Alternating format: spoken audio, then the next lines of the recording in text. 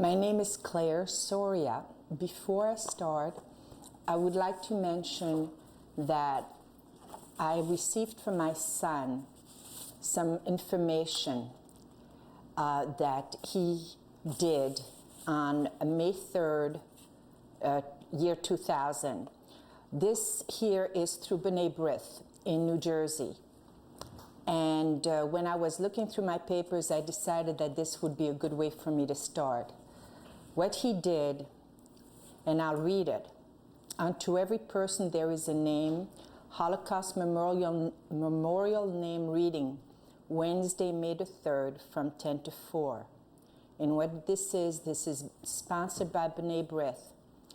And for the entire day, they read the names of all the children who perished in the Holocaust.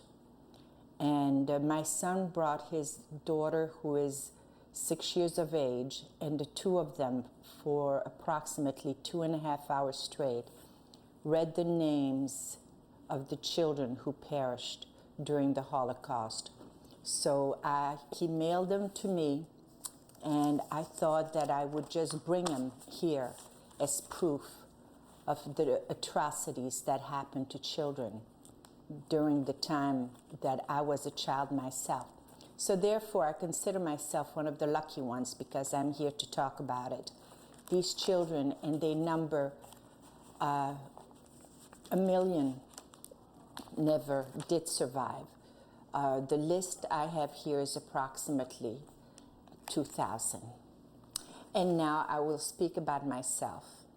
My name is Claire Soria, and since I received this questionnaire, I will go through this first. I was born in Brussels, Belgium, and the war started when I was 5 years of age. My name at the time was Klara Mitnowiecka. I was born in Brussels, Belgium. My parents both came originally from Poland. As far as my family history is concerned, my father was a tailor. He made ladies' clothing. And I never met my grandparents because they lived in Poland at the time. And even though my family comes from they were quite a large family, none of them that lived in Poland survived. So I never had the opportunity to meet any of them during the war. As far as, what I'd like to do right now is go over some of the material that I have used before. I have been asked by a school in our area in Palm Coast to tell about my life. So I thought it would be a good idea to write something down so that I would be able to be more accurate. I was also asked to read a story of a child who had survived the Holocaust. And doing so, I was able to compare my own life to hers. So here goes. I was 5 years old when the war started. And at the time, I was in pre-kindergarten and kindergarten. By the time I was 6 years of age, I was already living away from my parents. My parents had neighbors who were Gentile, and they were elderly people, but they were very kind, and my parents asked if they would look after me during the war because they knew the dangers of my being with them. So I stayed with these people. The names were Lambert and Leah Sabu, S-A-B-A-U-X.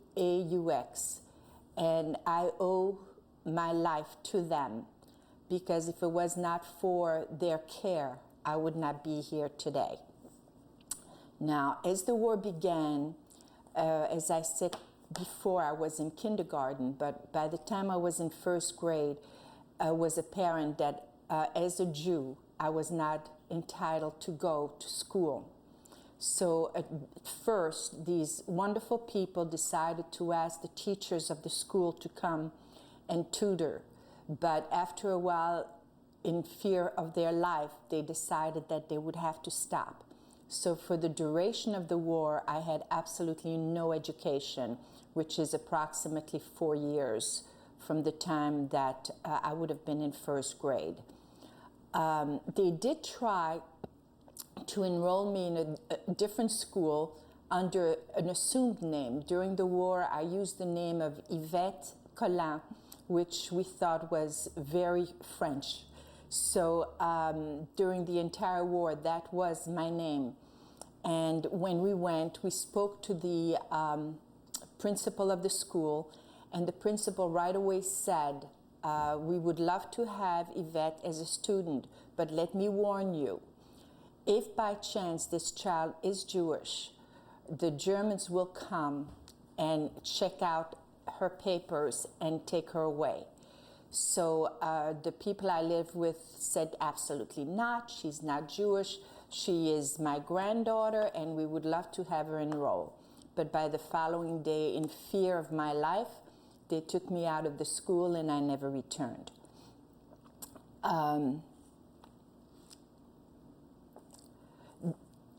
The family I lived with, as I said, were elderly. They were very kind. They were decent, loving people, and they were also musicians. The woman happened to have been a concert pianist when she was young, and her husband was a drummer. He used to play the drums in the little cafes of Brussels. And at the beginning of the war, he would take me with him to the cafes, and I would have the joy of watching him play the drums. And yes, I did learn to play the piano during the war, and to this day, I teach music.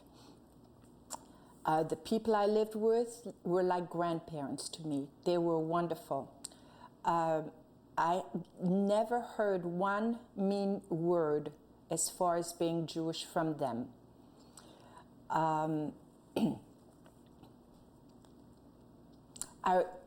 Since I was only 5 and 6 years old, I really didn't understand what was going on in the outside world. To be honest, I had no fear. I was told to be careful, and I was also told to behave and do whatever I was told. I was really not aware that I was treated that much different from other children, because I noticed that my family was treated the same way as I was. Our cousins, our close friends, and we were all treated the same. So as far as I was concerned, at the age of 5 and 6, you feel that this is the way life is. You do not question it. I did not live in a small room. I had the run of the house, and I really was able to live fairly comfortable.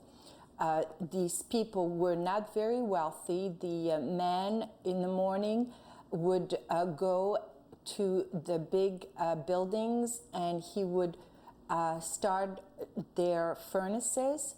In the afternoon, he would move furniture in wheelbarrows for the people in Brussels, and then at night he would play the drums, as I said before. They were not wealthy. There were days where we had very little to eat, but that was the only problem that I recall living with these people. Shortly after the war started, Jewish people were arrested at random and deported. We were told to wear Jewish stars on our clothes, and houses were searched, buses were emptied and checked, businesses, schools, you name it. As I said before, my father was a tailor and was able to work during the war until in 1942, while he was on a bus, the Gestapo stopped the bus, made him get off with all the people, arrested him, deported him to Auschwitz, and I never saw him again. My mother was staying with our cousins when the Gestapo walked into their home and took them away around the same time. And again, I never saw my mother or my aunt where she was staying, or my uncle for that matter, again. And they too ended up in Auschwitz. As I said before, food was becoming scarce in Belgium. We were given food stamps, and this is how we had to survive during the war. But since I was not a big eater, I didn't mind it at all. I even remember refusing to eat on a few occasions when I noticed that the people would not eat in order for me to have the food, and I was punished. The only difference that I realized as far as being Jewish is that my family spoke a different language than most people did in Brussels. I felt that we were all basically the same, and I really could not understand why we were treated different. My family were fine people, they were friendly people, they loved to work, they enjoyed listening to music, we enjoyed going to the park. And today it just doesn't seem to make any sense why this hatred towards us. No one instructed me about what to do. I just continued living one day at a time, just as if it was a weekend. I soon learned that my very favorite cousin, Nina, had been deported, and that the Gestapo had pulled our friends out of their bed after pouring scalding water over them for refusing to get up. I don't know whatever happened to them. I recall that whenever news came that the Gestapo were searching our home, the family where I stayed took me, and we went to a different town called Liège. It's spelled L-I-E-G-E. This is a small town near Brussels where whenever we felt that there was danger in Brussels of houses being searched, we felt safe. And there were no ghettos where I lived, only the Gestapo and the bombings. I remember that we taped our windows against flying glass, and the Germans were constantly marching and driving tanks in our streets. I only recall one playmate during the entire war.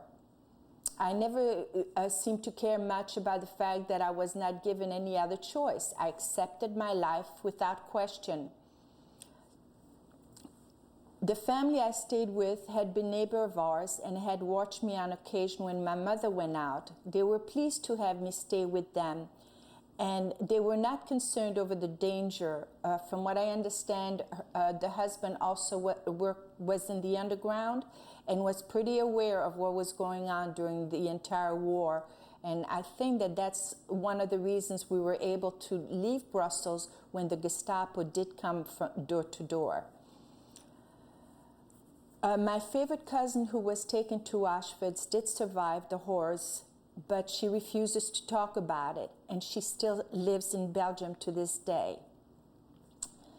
I was 7 years old when I found out that my mother was taken away, and I cried, and I prayed each night that she would be okay, and that we would be able to that she would be able to return, as well as my dad.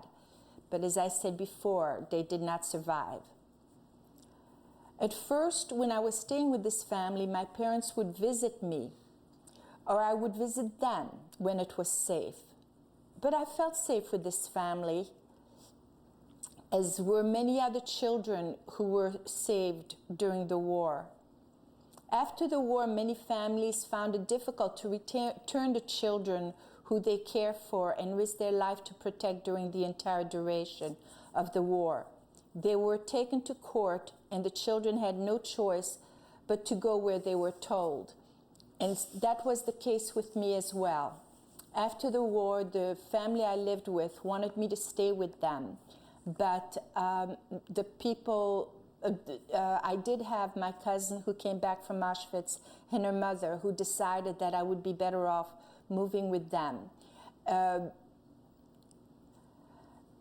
What I'd like to do now, I would like to stop what I'm doing. I brought something that I would like to share with you.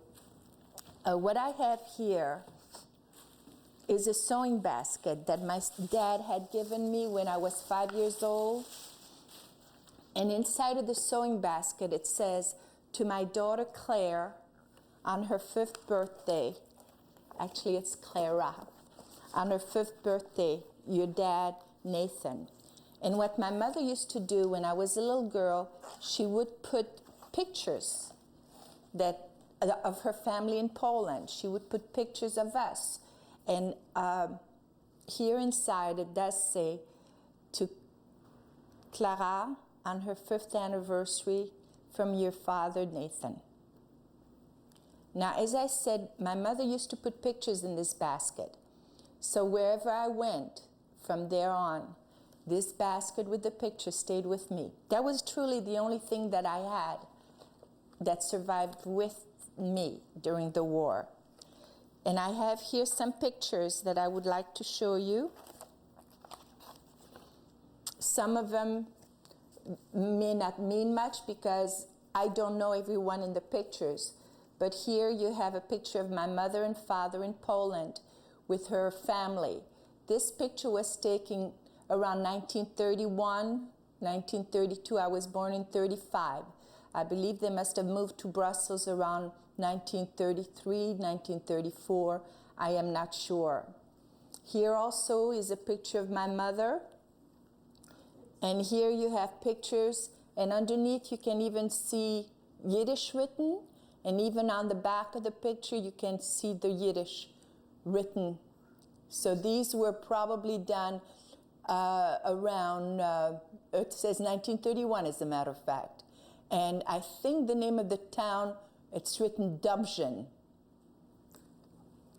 And here in this picture we used to go to a little park in Brussels, my mother, my cousins, and my one aunt.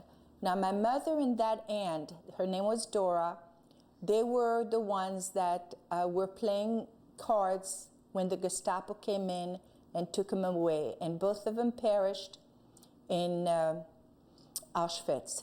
Now the 2 girls survived also, and they are in Israel. I think after about 30 years, I found where they lived, and we keep in touch. Are you in that picture? Yes. I am, Because it looks like that's me, the one in the dark dress. Now this picture here is of my mother and father, Shirley, and my grandmother and grandfather. I never had the pleasure of meeting them. You have my mother and father in the middle, my father's parents, and brothers and sisters who perished during the war. Never had a chance to meet any of them. These are more pictures taken in Poland. And this is a picture of my grandmother and grandfather, whom I never met, but my mother used to save the pictures and put them in the box. This here is a picture of my father when he was a young man.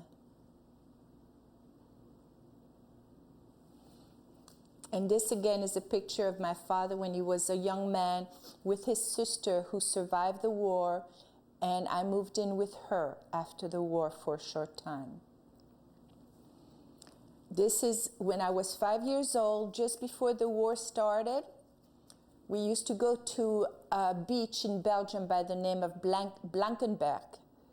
And as you see, I was happily riding a little bicycle. And here I am with my mother when I was a tiny little girl. And this here is just about one of the last pictures I had with my mother before she was deported. Here's another picture of my grandmother. Never met her. And here's another picture that I remember as if it was yesterday, in front of a park in Brussels called Jardin Botanique. And we used to take a lot of pictures when I was a little girl. Here is my father. And the next couple of pictures are duplicates of the ones I had before. In this picture again, you have my little cousins that you saw before that are in Israel now. And the taller girl at the end, her name is Nina. She was always my favorite cousin, and she's the one that ended up in Auschwitz and does not care to discuss what happened to her. Here you have my mother, who I guess must have loved looking at pictures as much as I did. She's there with a cousin, I guess, and in the back it's Yiddish written. I'm not going to show all the pictures. This one here, I can tell, was taken in 1932 in Poland, and I don't know if any of these people survived.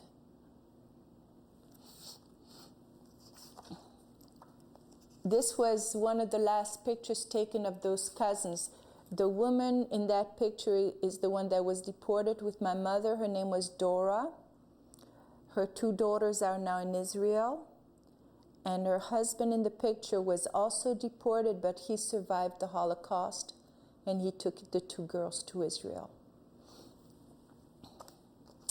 This is a picture of me when I was a young girl in Belgium. I think it was taken possibly right after the war. My cousin, the one that I adored, made the cover of a few magazines in Brussels. She was a magnificent child and magnificent young girl. And I have a feeling that she was totally abused during the Holocaust, and that's why she does not discuss it. This is a picture of my mother. And here I am with my 2 cousins right after the war, the ones that went to Israel. And I'm in the middle. The cousin that survived the Holocaust is the one in the middle. Her name is Nina. The tall young man to her left is her son, and George is on her right, I think. She came to visit me once, and by that time I had my own family. And this is before I came to this country. This is my cousin Nina, the one that survived the Holocaust, that I adore. Now, what I also have here, which always when I try to read it brings tears to my eyes, are letters that I received from the people I lived with during the war. When I was taken away from them, they used to write to me, "Die Rivette," and they used to say how much they missed me and how much they wished that I could be with them. And they would tell me about the fact that they are getting older and it is getting so difficult for them to write, but they certainly do love to hear from me. And they, on occasion, they wondered why I didn't try to stay with them. They could not understand why I had to leave them. And they signed their names as grandma, grand-mère, and grandpa, grand-père. That's how they always considered themselves. They are not alive today. But these are letters that I still save in the basket that my dad gave me. This was a picture of my dad. And I'll only show a couple more pictures here. Again, my cousin Nina, the one that I said was in concentration camp and refuses to talk. This was a picture in kindergarten, when I was in kindergarten in Brussels, but then after the following 4 years, I was not entitled to attend school. Here, the others are just duplicates of pictures that you have seen. So that's the end of the pictures here.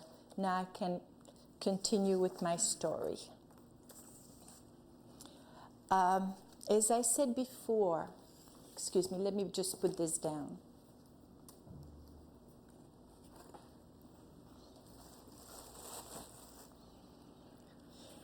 As I said before, the horrors of the war did not really affect me until after the war. The moment that I was taken from the wonderful family that cared for me, it became very, very difficult. My cousin in Brussels and her mother meant well. They decided that it would be better for me to be with family. But then there was another family in America who decided that it would be better for me to be with them. And then I had to pick up and leave the country, the home, the people, the dear people that took care of me during the war, and start a new life here in America. By that time, I was 13 years old, and after 6 months, the family who brought me here decided that that was not the greatest idea, and they put me in an orphan home. It was named Belfair. This was in Cleveland, Ohio. And after a few months, I was placed in a foster home. And all the while, I tried to adjust to a new life. You have to understand that when I came to this country, I had had approximately 1 year of education. I come to a country at the age of 13. They want to put me in the 2nd grade, and I refused. So finally, they told me that they would allow me to try to go into the 6th grade if I could make it. Fine. If not, I would have to go to 2nd grade. But again, I was stubborn, and I showed that I could handle myself. And every year during the summer, I would take courses so that I could catch up, so that I could graduate with the children my own age. But it was very, very difficult for me. The part that was the most difficult actually was when I came to this country. Just before I was placed in an orphan home, I lived with distant cousins who did not understand how to treat a child who has gone through a war. And instead of trying to make me feel more confident, they did the opposite. They thought that I should be able to adjust overnight. And since I could not, they decided that they would not be able to care for me at all. So let's see what else I have here.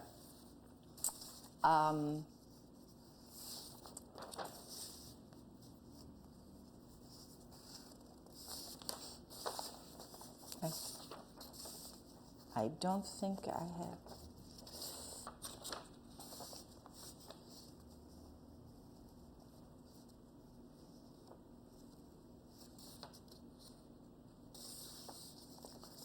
I think that that's about as much as I have here. I'm trying to see if there's anything else. I don't see anything else that I could remember, unless there are questions that you may have here. This is just about the end of my report for today. Claire, did you have anything to say about being sent to the United States? When, as a child, you really do not have much of a choice. Actually, this is what happened. When I was asked to come, I really did not want to come. And the family here thought that I would have a much better future coming to the United States. And when I found out that a school friend of mine was also coming to the United States, I thought, well, since she's coming, it might be a little easier for me so that I wouldn't have to struggle by myself. I did not realize that California and Ohio were far apart. So it took us another 10 years before we saw one another. But yes, that was the difficult part. What I do want to say, though, is that in one of the letters from the family that they wrote to me, and I had not read it for so long that I had forgotten, they said to me, make sure you never forget your music, that you will find it in life, that it will come true for you. And sure enough, to this day, I teach piano, and it is one of the loves of my life. I did mention that I have a wonderful husband that I met in Ohio, and that I have 3 wonderful children. And what I did not mention either, and this is so important, is that my grandson graduated from the yeshiva in New Jersey.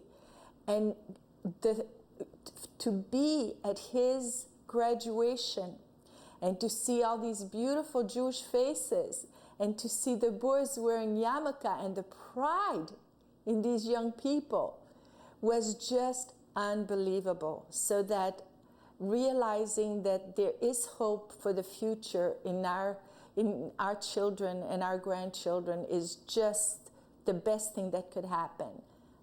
And that's how I'd like to finish it.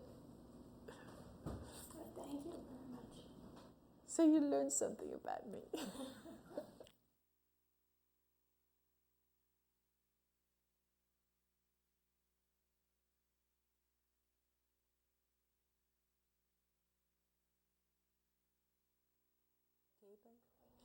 Brussels, March 29, 1951. I'm translating this from French, so it's a little difficult. My dearest child, thank you so very much from the letter you sent me. It really gave me a lot of comfort. I really needed it at this moment because I'm quite depressed. It's probably being alone that weighs heavier. I think that if I had had the pleasure to keep you near me, it would not have happened. You tell me that the weather where you are is not good, but it's the same thing here. We actually had our Easter with snow. They actually say that they think that the Lord mixed up Easter with Christmas. I want to congratulate you that you learned English so quickly. It will help you in life. And I hope that everyone where you are is happy with you. Write as often as you can, because it brings me so much pleasure. And send me pictures, because you're the only child in my life now. Your grandfather, who loves you so much, Lambert. The reason I'm crying now is because he says in the letter that he hopes that people I live with love me. And the thought that they did not is so difficult. And they were so kind to me and loved me so much. So, I'm sorry. Thank you. I'm sorry. That's